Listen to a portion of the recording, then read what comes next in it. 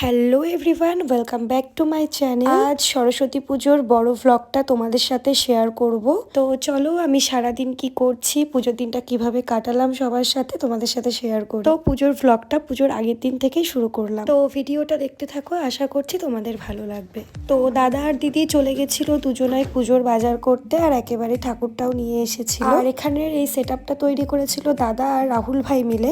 এই সেটআপটা কিন্তু দাদার বিয়ের ব্যাকগ্রাউন্ডে ছিল, তো ওটা এখনো ওরা নিয়ে যায়নি বলে তো আমরা পুজোর কাজেই লাগিয়ে দিয়েছি।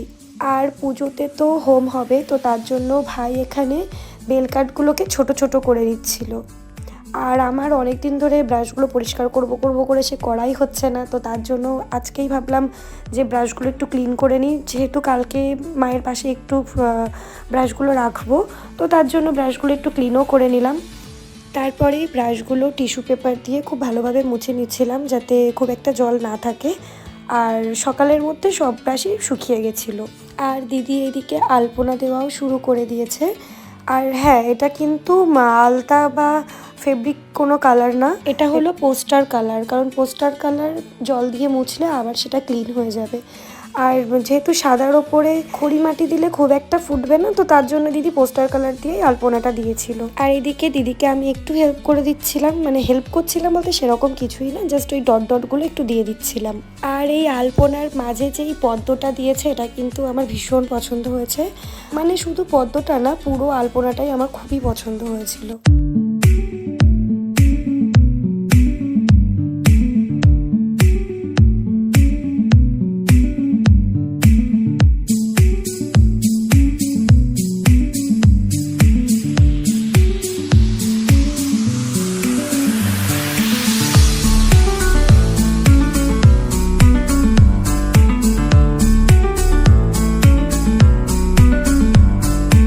আর এইদিকে আলপনা দেওয়া শেষ করতে করতে প্রায় রাত 12:30 বেজে গেছিলো। তো দেখো যে বাইরে থেকে কি পরিমাণে কুয়াশা আসছে। তো যাই হোক, আজ আর বেশি রাত করব না, অলরেডি 1:45 বাজে। এবার ঘুমাতে যাব, কারণ কাল সকাল সকাল উঠতে হবে। পুজোর বেশ কিছু কাজ বাকি আছে এখনো। তো চলো সকালে আবার দেখা হচ্ছে।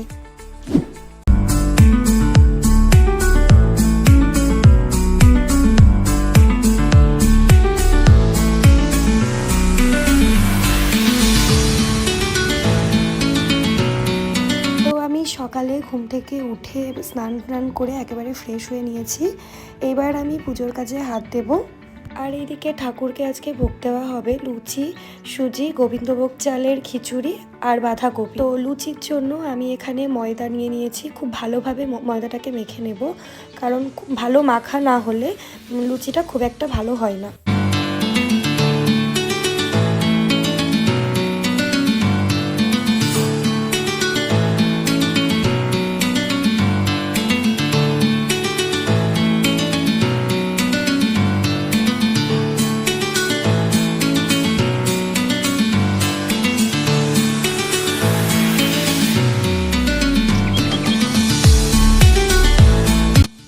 এখানে আমার ময়দা মাখা কমপ্লিট। তো এটাকে কিছুক্ষণের জন্য রেস্টে রাখবো।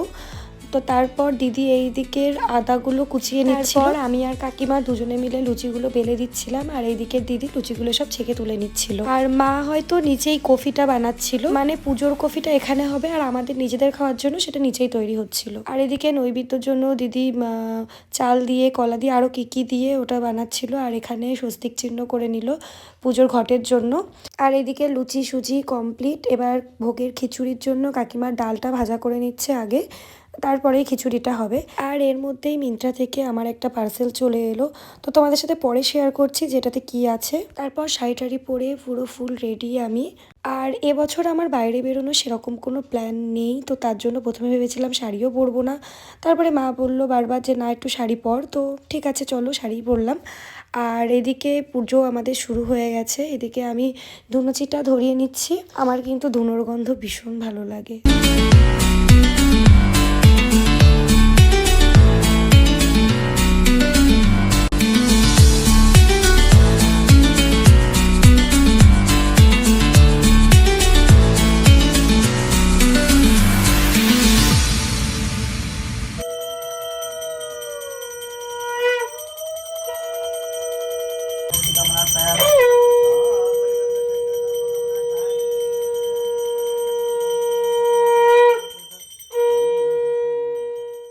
আমাদের পুজো কমপ্লিট, তো এবার প্রসাদ খাওয়ার পালা। তার জন্য দিদি এখানে সুজিটা পিস পিস করে কেটে নিচ্ছে, আর এদিকের আমি প্লেটে প্লেটে খই, মুড়ি আরও অন্যান্য প্রসাদগুলো তুলে নিচ্ছি।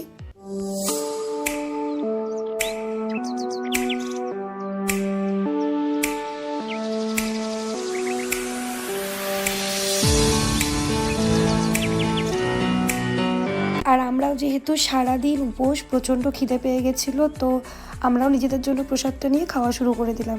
আর প্রসাদটা খেতে তখন জাস্ট অমৃতর মতন লাগছিল।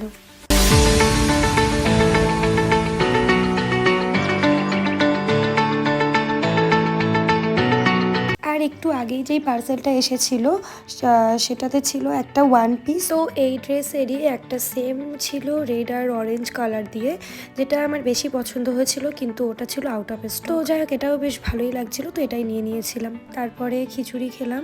আর এবছরের সরস্বতী পুজোটা কিন্তু আমার এইভাবেই কেটেছে। তো তোমরাও জানিও তোমাদের সরস্বতী পুজো কেমন কাটলো। আজকের মতন ভিডিওটা এইটুকুই। ভিডিওটা ভালো লাগলে অবশ্যই লাইক করো অ্যান্ড কমেন্ট করে জানিও তোমাদের কেমন লাগে। আবার দেখা হচ্ছে নেক্সট কোনো একটা ভিডিওতে। আজকের মতন বাই।